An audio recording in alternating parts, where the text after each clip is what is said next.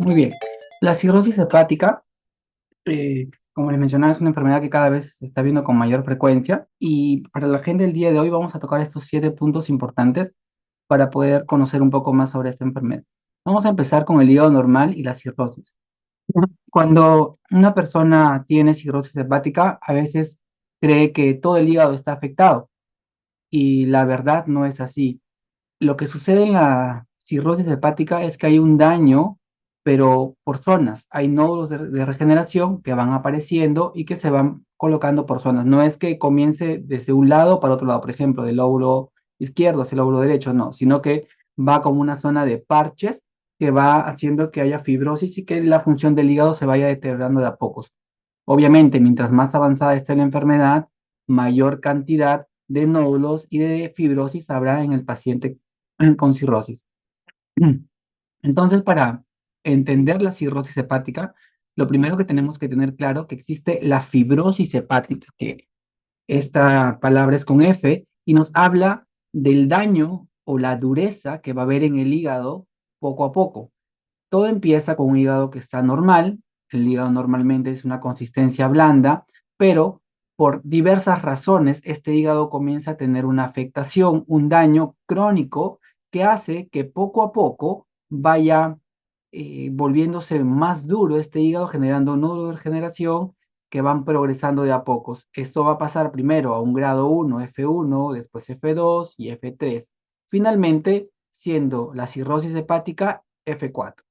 Algo que hay que tener claro es que la fibrosis F1, F2 y F3 es completamente reversible, o sea, puede regresionar y puede el paciente volver a tener un hígado normal, dependiendo si se controla la causa. Si es que no, esto va a seguir progresando y en estadios F3 o F4, que ya es una cirrosis hepática, la situación es un poco más complicada.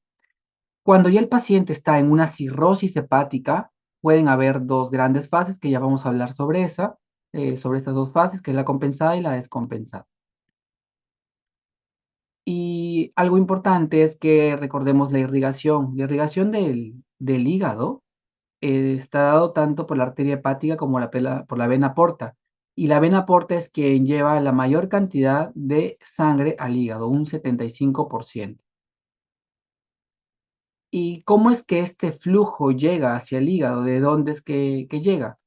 Pues tenemos aquí la vena mesentérica inferior y vena mesentérica superior, la vena esplénica, que se juntan estas tres y llegan a la vena porta que finalmente lleva la sangre hacia el hígado para que pueda detoxificarse y también después puede salir por las venas suprahepáticas y volver a reutilizarse quitándole las toxinas y todas las cosas las funciones que va a cumplir dentro. Un punto importante aquí es que si ustedes ven esta imagen, se parece mucho a esto, ¿no? Al perrito porta. Entonces, el perrito porta tiene sus patitas, las venas mesentéricas, la colita, la vena esplénica, y el cuello es la vena porta. Es una forma de que puedan recordar cuáles son los implicados para que formen la vena porta. La vena porta lleva la sangre hacia el hígado, como les había mencionado. Entonces, aquí tenemos el hígado y esta vena porta lleva sangre, pero recordemos también que la arteria hepática lleva sangre y existe un conducto más, que es el conducto biliar. Este es el lobulillo hepático.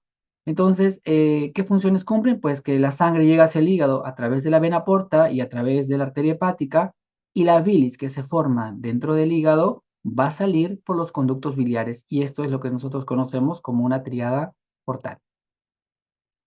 Muy bien, entonces si tenemos un hígado que está sano completamente, ¿por qué se vuelve un hígado duro, un hígado con cirrosis hepática?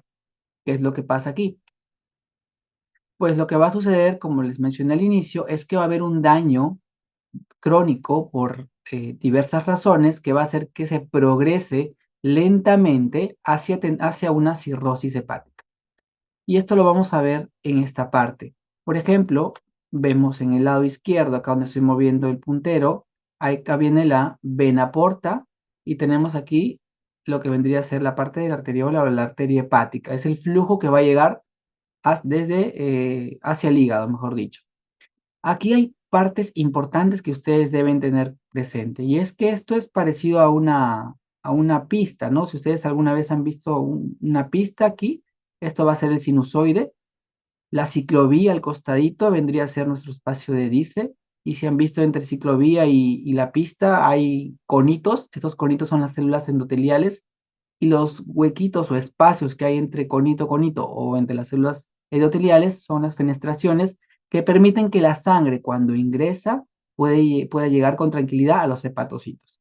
Y en esta ciclovía o espacio Edice podemos encontrar las células de hito o las células esteladas que tienen vitamina A y también producen colágeno. Y es normal porque es una función que tienen, pero lo que sucede es que después van a sufrir una alteración. Además, en el sinusoide, en esta pista que le estoy mencionando, pues siempre hay alguien que pone orden, que viene a ser el policía. Esta es la célula de Kupffer. Vamos a encontrar una célula de Kupffer, un macrófago, que se va a encargar de eliminar las bacterias o toxinas que puedan llegar por aquí.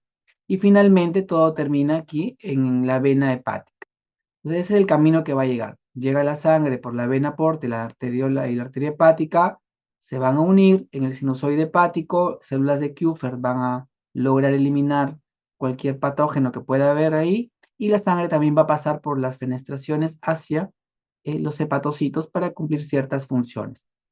Lo que sucede en un paciente que tiene una fibrosis, que está teniendo un daño hepático, es que si ustedes se dan cuenta aquí en el dibujo del lado izquierdo, solamente hay dos células de hito o dos células esteladas, pero en cambio en el lado derecho aparecen cinco. Quiere decir que la fibrosis lo que sucede es que hay un aumento de las células de hito, y si hay un aumento de las células de hito van a haber mayor cantidad de colágeno, que lo que va a hacer es unirse a las células endoteliales, a estos conitos de la ciclovía que le mencioné, generando que se cierre todo esto y haciendo que la sangre que llega aquí en el sinusoide, en la pista, no pueda pasar a los hepatocitos, generando una hipertensión sinusoidal. Así es como comienza el daño dentro del hígado a raíz de que estas fenestraciones se van cerrando. No se cierran al 100%, se cierran por partes, y esto va a hacer que el paciente más adelante desarrolle otras complicaciones que ya las vamos a ver más adelante. Y esto es lo mismo, las células de Kupffer y todo el conducto normalmente que va a arteria hepática, vena porta, y lo que sale por el conducto biliar es la bilis. Muy bien, vamos a verlo desde más arriba. ¿Cómo se vería si usamos nuestro microscopio un poquito? Vamos a verlo de esta manera, miren. Este es el F1. Les mencioné que F1 es un grado de fibrosis, es el primer grado y es completamente reversible, es una fibrosis portal. Luego tenemos F2, que es una fibrosis portal con septos también, un poquito ya. Todo lo que es medio azulito violáceo es la fibrosis. Eso es fibrosis. Aquí en el grado 3 ya podemos ver septos, podemos ver mayor daño, mayor fibrosis, mayor zonas azules que nos dicen que el hígado se está volviendo cada vez más duro. Y finalmente tenemos nódulos de regeneración en el F4 que nos habla de una cirrosis hepática. Recuerden, F4 es igual a cirrosis hepática. F4, no F1, F2 ni F3. De F1 a F3 no es cirrosis, el paciente puede revertir si es que controla el daño que le produjo esta cirrosis, este daño. Muy bien, entonces recordemos aquí a nuestro perrito porta, pero aquí no tiene cabeza. Tenemos vena mesentérica, superior, inferior, esplénica y porta. Todos ellos van para llevar la sangre. Y cuando normalmente pasa la sangre en un hígado normal, llega hacia el hígado y sale por las venas suprahepáticas completamente normal. El 100% entra y el 100% sale. Pero, ¿qué sucede? Este es un hígado normal. ¿Qué sucedería si este hígado ya no tiene la misma consistencia? Este hígado ya no es blando, sino se va volviendo cada vez más duro, con más fibrosis. Está sucediendo que el colágeno está cerrando las fenestraciones dentro del hígado, el sinusoide está aumentando de presión y se está comenzando a generar una hipertensión.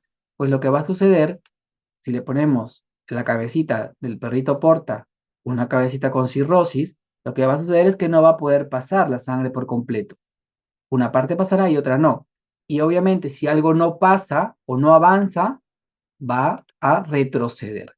Eso que retrocede genera un aumento de la presión dentro de la vena porta, generando lo que conocemos como una hipertensión portal. Y esta hipertensión portal después va a tener colaterales porque va a buscar alguna salida y se va a ir por los costados.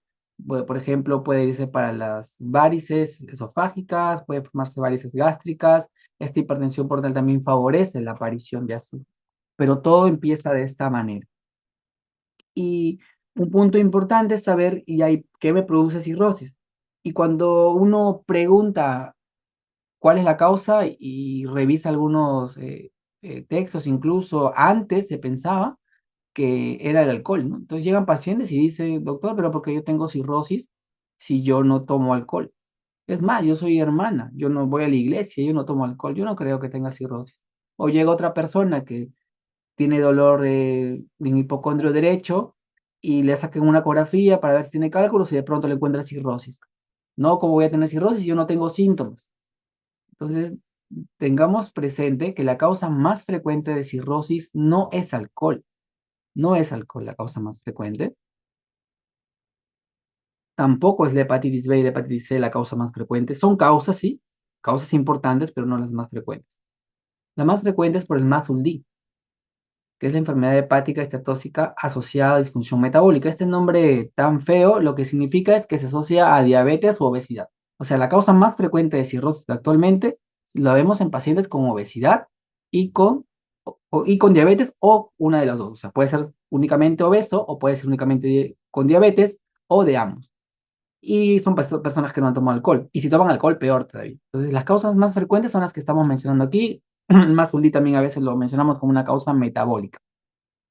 Pero existen otras causas también de la cirrosis hepática. Si descartamos estas tres, pensaremos en una colangitis biliar primaria, que son enfermedades autoinmunes, una hepatitis autoinmune. Estas dos con la colangitis esclerosante primaria también son causas, pero son mucho más raras dentro del punto de vista de las autoinmunes. Por ejemplo, la colangitis biliar primaria es la causa más frecuente de las autoinmunes y se da más que todo en mujeres. La hepatitis autoinmune también es más frecuente en mujeres. Y el detalle aquí es que en la colangitis biliar primaria lo que está elevado es la fosfatasa alcalina. Está alta la fosfatasa alcalina, tienes una ecografía normal. En la hepatitis autoinmune predomina más bien las transaminasas elevadas. Y algunos otros exámenes positivos como anti-elana, pueden ser el antimusculo liso también, la inmunoglobulina G. En la colangitis esclerosante primaria es más frecuente en varones, pero es rara. La enfermedad en Perú es muy rara, más que todo en países como por ejemplo Dinamarca, por esos lados puede ser un poco más frecuente, pero no aquí. Y el diagnóstico se hace con una colangioresonancia y tiene un patrón arrosariado. Bueno, ahora vamos a ver qué encontramos en nuestro paciente que tiene cirrosis hepática. ¿Qué es lo que yo voy a encontrar? ¿Voy a ver algún síntoma o algo? ¿O qué es lo que voy a encontrar en mi examen clínico? Puedo encontrar edemas en las piernas y aquí vemos que tiene fovea. Entonces presionamos y vamos a ver si se forma una depresión y con eso ya nos dice nuestro paciente que tiene edemas, pero esto va asociado con ascitis. O sea, si solamente tiene edemas, no es que tenga cirrosis, porque los edemas también pueden ser por otras cosas, problemas renales, cardíacos, etcétera. Estos edemas tienen que estar asociados a la citis. También podemos ver en pacientes la circulación colateral. Y vemos aquí la flecha en amarillo, son justo las venitas que comienzan a aparecer y se ve en pacientes que tienen cirrosis hepática. Otras cosas que podemos ver son el eritema palmar, el signo de la bandera del Perú, que es el rojo, blanco, rojo, ¿no? Vemos aquí la región tenar hipotenar, rojo, blanco, rojo. Podemos ver las uñas de Terry, que se ven en pacientes sobre todo que tienen hipoalbuminemia, que es donde la lúnula se ha perdido, hay una color blanco y un halo medio rojizo. Aquí están, y aquí se pueden ver las uñas de Terry. Eso podemos encontrar, y eso es lo que tenemos que buscar en nuestros pacientes. Aquí podemos ver las telangiectasias, que son como unas pequeñas arañitas vasculares que cuando uno lo presiona, que cuando uno lo presiona, este, va a generar que desaparezca. Va a desaparecer y de ahí vuelve a aparecer. Presionamos, desaparece y soltamos, aparece, como podemos ver en el video. Y esto mayormente se aparece en la parte del tórax.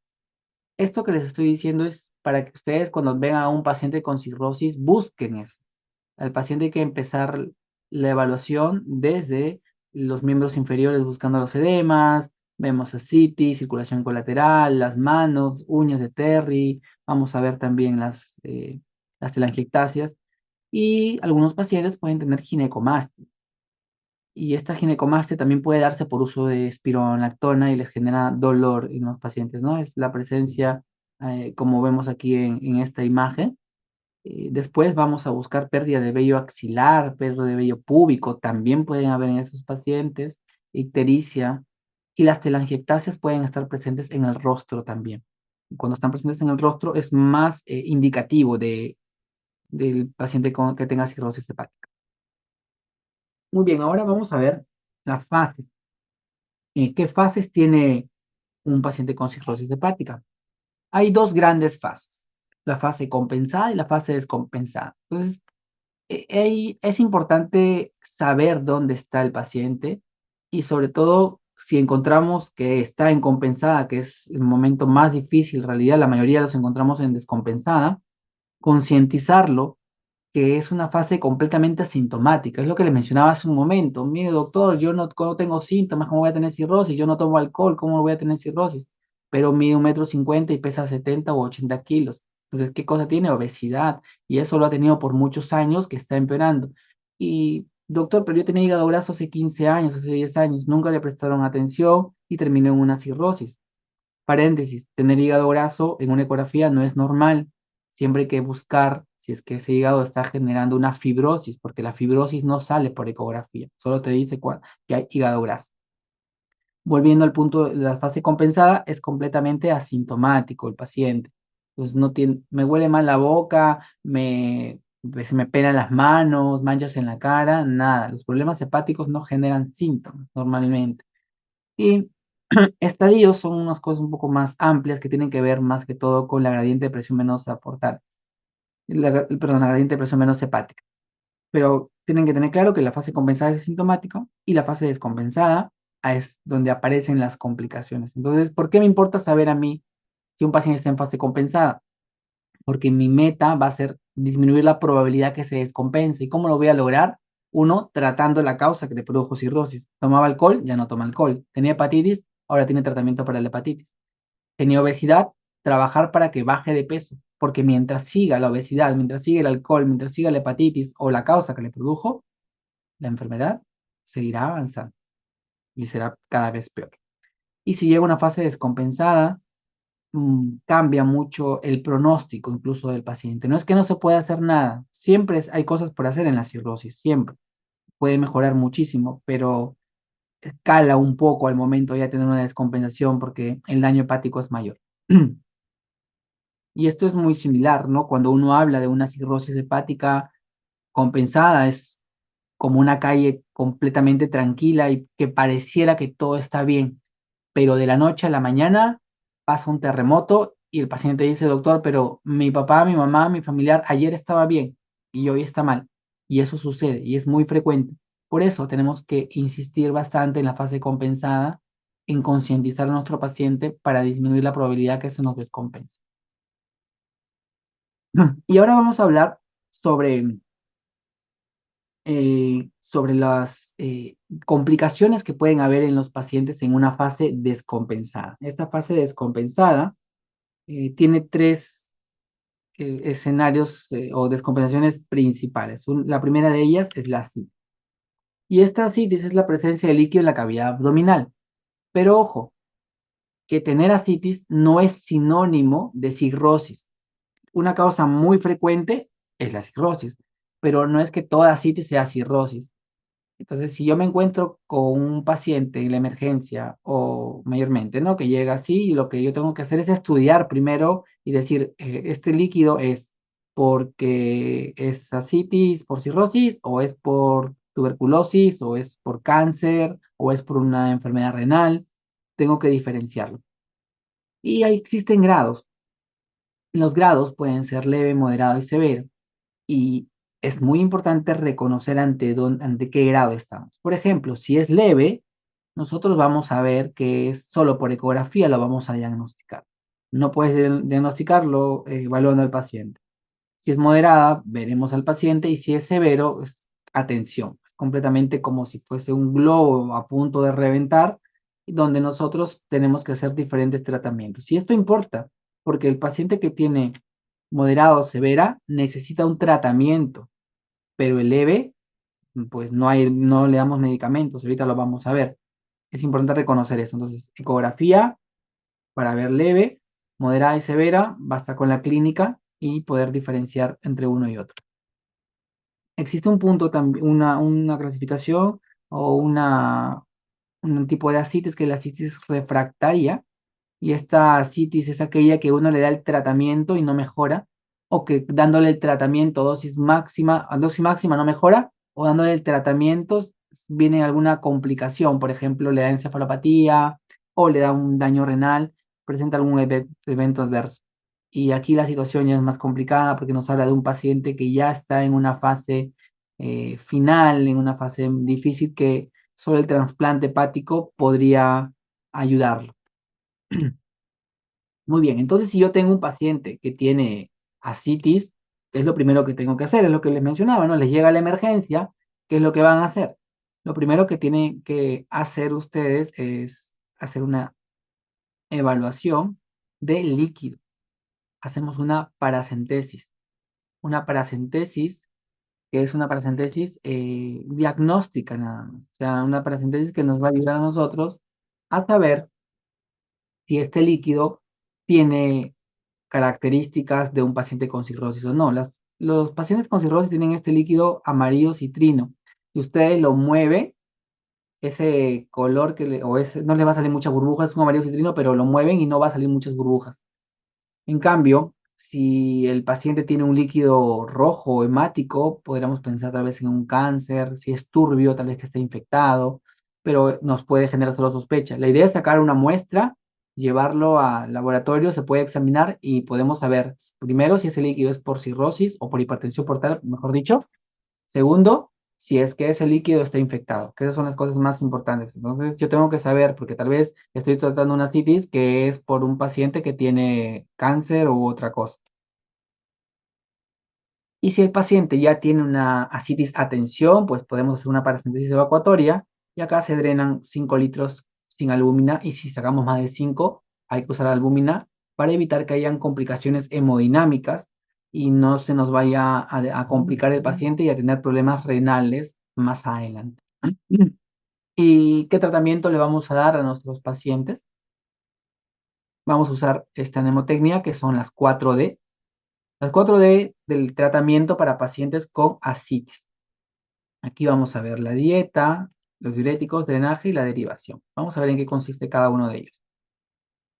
La dieta va a consistir en darle sodio o quitar la sal a menos de sodio menos a 2 gramos o sal menos de 5 gramos. Y es bajo en sodio, bajo en sal, no es sin sal, porque a veces se comete el error de quitarle la sal al paciente y eso hace que la comida sea muy fea y el paciente no quiere comer. Al final se desnutre y esa es otra historia porque comienza a tener más descompensaciones por no comer. Pero, ¿cuándo voy a usar esta estrategia de la dieta baja en sodio?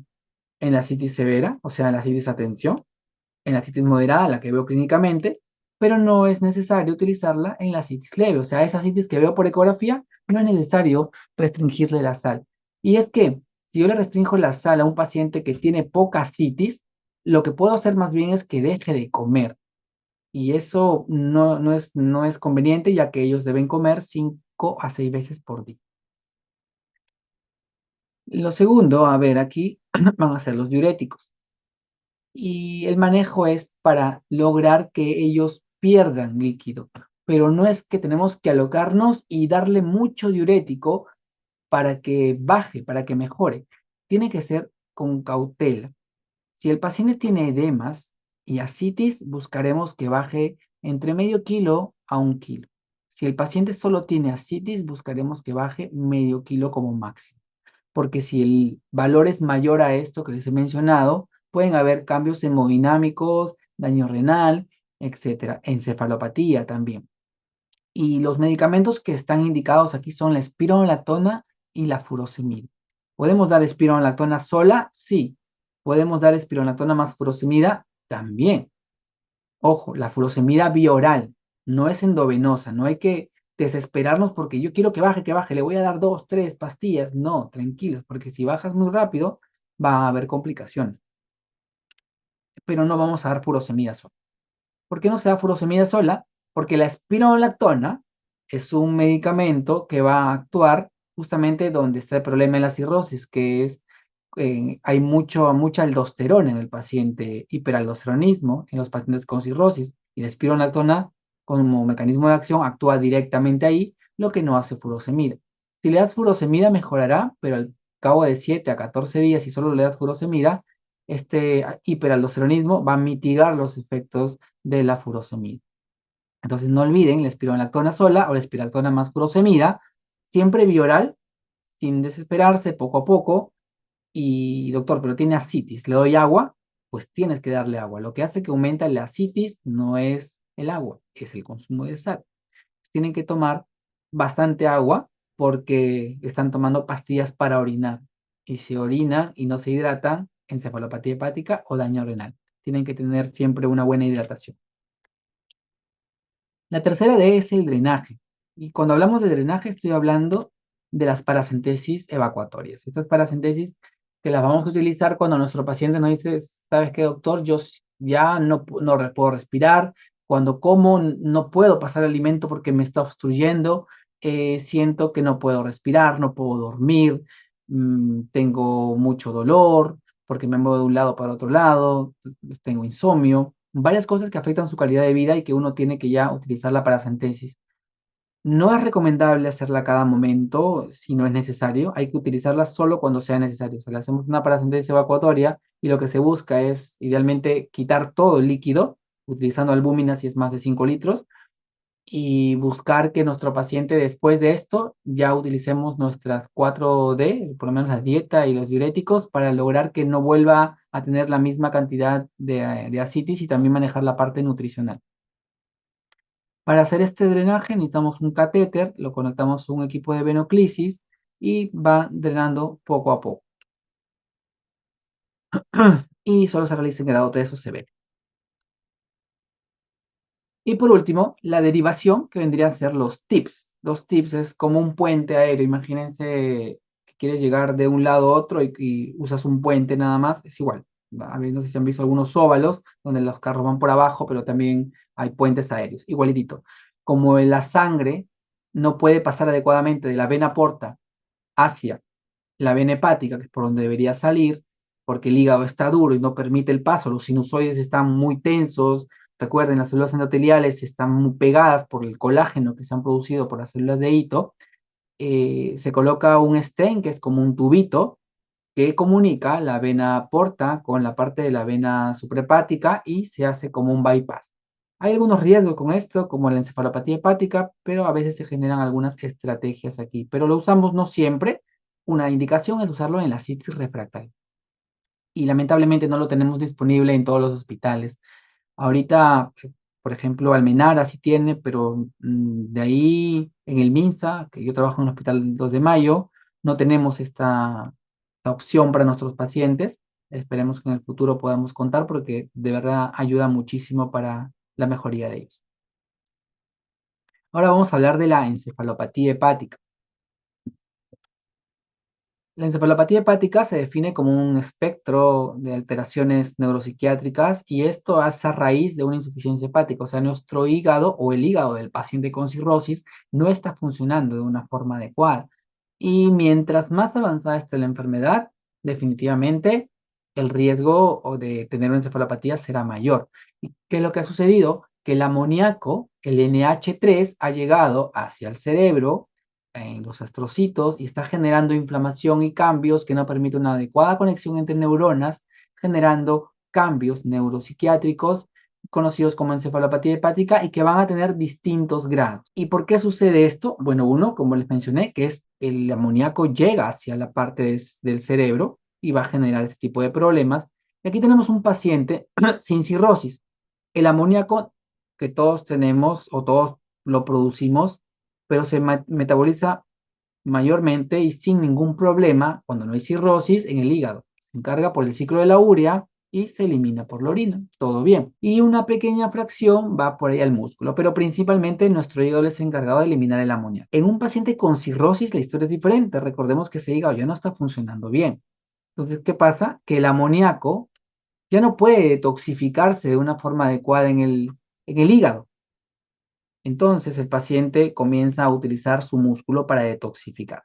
Y llegará un poco de amoníaco al cerebro, un poco tal vez, pero no llegará tanto a una encefalopatía. Esta es en una persona que no tiene desnutrición. O sea, en el paciente con cirrosis, la parte muscular es fundamental porque ayuda a eliminar, a detoxificar este amoníaco. En cambio, en un paciente que tiene cirrosis, pero que además está desnutrido, o sea, no tiene músculo, o sea, no funciona ni el hígado ni el músculo, la cantidad de amoníaco que va a llegar al cerebro va a ser muchísimo mayor y va a generar mayor daño y obviamente el paciente va a terminar con más compromiso. Y esta pregunta es, ¿no? ¿Quién tendrá más riesgo de tener una encefalopatía? ¿Un paciente que tiene un adecuado músculo o un paciente que tiene poco músculo? Definitivamente el que tiene poco músculo tendrá mayor riesgo de tener una encefalopatía. Y la encefalopatía hepática tiene grados, y aquí hay dos grandes grupos, la encefalopatía hepática manifiesta y la encefalopatía hepática encubierta. La encefalopatía hepática manifiesta son los pacientes que vemos aquí en emergencia, que son de grado 2, 3 y 4. Y los otros dos son aquellos pacientes que tenemos que hacer algunos test específicos para poder saber qué es lo que tienen, si es que realmente tienen una encefalopatía hepática. Para términos prácticos, es importante que ustedes conozcan los grados de la encefalopatía hepática, principalmente de 2 hacia adelante. Grado 2, hay un punto que siempre tienen los pacientes. Uno es que lo primero que pierden o se desorientan es el tiempo. O sea, ¿qué quiero decir? Yo le puedo decir a este paciente, señor, ¿usted cómo se llama? Benito Pérez. ¿Y dónde está ahorita? Estoy en el hospital 2 de mayo. ¿Y en qué año está? En 1540. O sea, pareciera que el señor estuviera conectado, pero después le preguntas el año y te dice otro año. Ese paciente probablemente esté en una encefalopatía hepática grado 2. El grado 3 ya se desorienta tanto de tiempo y de espacio. Y otra cosa que sucede en los pacientes que tienen encefalopatía hepática grado 2 es que tienen asterixis, miren, no flap. ¿Ven? Como es este movimiento de este paciente tiene una encefalopatía hepática grado 2. Y la encefalopatía hepática grado 3 es aquella que les mencioné, también puede estar soporoso. El grado 2 puede estar somnoliento, el grado 3 puede estar soporoso, y el grado 4 ya está en coma. Es más fácil de diagnosticarlo a esos pacientes. ¿Y qué causas me pueden o qué me puede producir este problema de encefalopatía hepática? Cualquiera de esas cosas me pueden descompensar. O sea, no solamente es el estreñimiento, sino que le doy muchos diuréticos, a veces le dan pastillas para dormir, el paciente está con encefalopatía, está con inversión sueño-vigilia, porque ellos cuando tienen encefalopatía en la mañana duermen y en noche están despiertos. Entonces dice, "Oye, mi familiar no me deja dormir", y le dan alprazolam, le dan clonazepam, el paciente se duerme un día entero. Puede favorecer la encefalopatía también. La deshidratación, el no darle agua, cuando toma diuréticos, el estreñimiento, ellos tienen que hacer 2 a 3 deposiciones blandas por día siempre. La hiponatremia, muchos diuréticos, querer bajar rápidamente sin darnos cuenta que puede ser perjudicial. Una hemorragia digestiva alta puede descompensar a nuestro paciente, por ejemplo, un sangrado por varices, y las infecciones, cualquier tipo de infección. Las más frecuentes en un paciente con cirrosis son la PBE, que es la de líquido acítico, infecciones urinarias, infecciones como por influenza también, por virus, podría ser asociado a neumonías, cualquier celulitis también. ¿Y qué es lo que vamos a hacer cuando nuestro paciente tiene cirrosis hepática y tiene encefalopatía? Vamos a darle lactulosa vía oral para lograr que pueda mejorar y además vamos a colocarle algunos enemas de retención, sobre todo si son de encefalopatía hepática grado 3 o para adelante. El inicio del tratamiento es esto y siempre no se olviden buscar la causa. Una vez que está resuelto el problema, ya vamos a darle lactulosa para lograr 2 a 3 deposiciones blandas por día, o puede ser rifaximina asociado a lactulosa. Esto le vamos a dar cuando el paciente haya tenido 2 episodios en 6 meses. Si ha tenido ya 2 encefalopatías en 6 meses, tiene que ir con lactulosa y con rifaximina. Y ya para terminar, vamos a hablar sobre las varices esofágicas. Las varices esofágicas son unos cordones venosos que se han producido a raíz de la hipertensión portal. ¿Se acuerdan del perrito porta? No puede llegar la sangre hacia el hígado, comienza a buscar otras salidas y comienza a formar las varices esofágicas. Estas varices se rompen o sangran por la hipertensión, o sea, se rompen de adentro hacia afuera. No es que me como algo duro y se rompe. O sea, les digo esto porque a veces el paciente cree que no puede comer por ahí carne o algo un poco más duro y quiere comer solo caldito porque cree que se les va a romper las varices y no es así. Pueden comer, es más, si comen caldito, eso va a desnutrirlo más y va a empeorar su situación. El problema está aquí, en la parte del esófago. Aquí podemos ver un esófago normal. En la imagen superior izquierda podemos ver dos imágenes con varices esofágicas y al último una varice que ha sangrado. Esto le va a producir al paciente una hematemesis, que es la sangre con el vómito, y también melena, que son deposiciones negras, brillantes, negras como la brea, brillantes, de un olor terrible, pastosas, y que tenemos que hacer una endoscopía al paciente para poder darle un tratamiento. Aquí, cuando el paciente sangra, es porque la presión está muchísimo mayor. ¿Y qué debo hacer si tengo un paciente con cirrosis hepática y que tiene un sangrado? Debo utilizar dos cosas, ¿no? Debo ver, primero, si tiene varices, hay dos escenarios. Si tiene varices y nunca ha sangrado, o si tiene varices y ha sangrado. Si el paciente nunca ha sangrado, se le puede dar idealmente pastillas, los beta bloqueadores. ¿Para qué? Para lograr que las probabilidades de un sangrado disminuyan. Existen dos, el propanolol y el carvedilol. Y la primera opción entre los dos es el carvedilol. Eso es lo que damos idealmente. ¿Cuándo damos propanolol? Cuando nuestro paciente tenga ascitis, porque el carvedilol baja más la presión arterial. Entonces, en el caso de ellos, preferimos darle propanolol si es que hay ascitis que no podemos manejarla adecuadamente o que el paciente, a pesar del tratamiento, no mejora. Preferimos darle propanolol. Si no, siempre carvedilol de primera opción, si es que el paciente nunca ha sangrado. Ahora, si nuestro paciente ya sangró, ya tuvo una hemorragia digestiva, lo que sigue aquí es hacerle una ligadura primero. En la emergencia, como el paciente que estaba sangrando, utilizamos un endoscopio como un capuchón, se absorbe como si fuese un moñito y ¡pum! Queda la liga, como en esta zona. Y esa liga se va a caer después de aproximadamente 7, 14 días.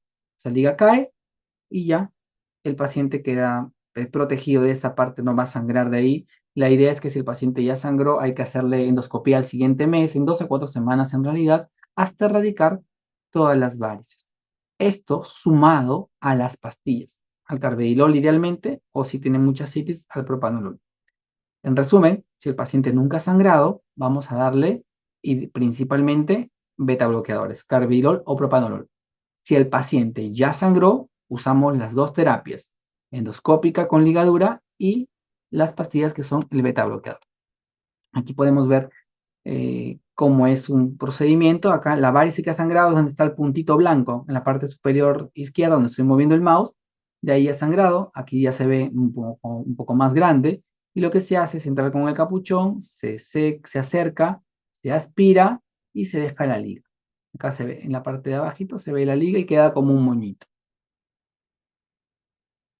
Y por último, la última diapositiva, el score de Child-Pugh.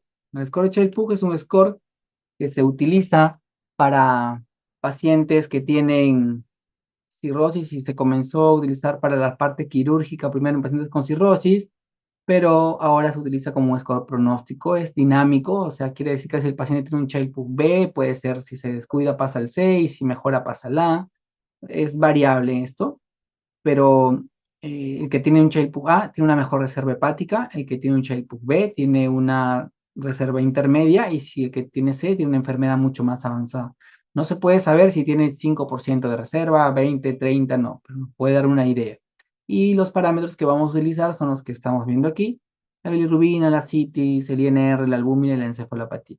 Cada uno te da un puntaje, los va sumando y de acuerdo a la suma catalogará si el paciente es A, B o C.